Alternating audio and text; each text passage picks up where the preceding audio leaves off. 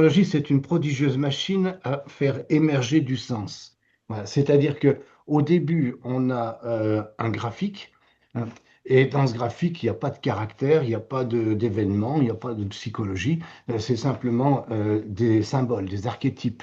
Voilà. Ouais. Donc là aussi, on pourra y revenir. Voilà.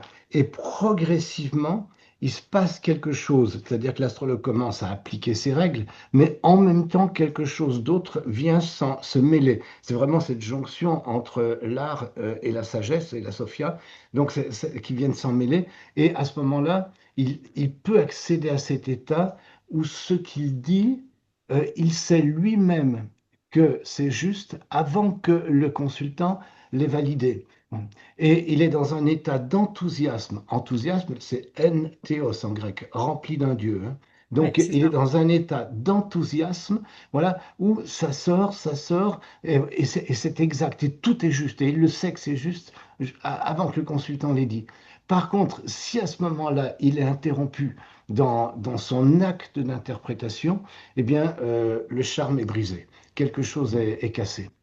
Alors, c'est pas de la voyance pure, parce qu'il s'appuie Oui, sur des règles. Simplement, une maison astrologique, une planète, ça a une multitude d'attributs possibles. Eh bien, quelque part, ce phénomène chamanique fait que sort de lui-même le bon attribut, celui qui est l'attribut juste, le bon, au moment où il est en train d'interpréter.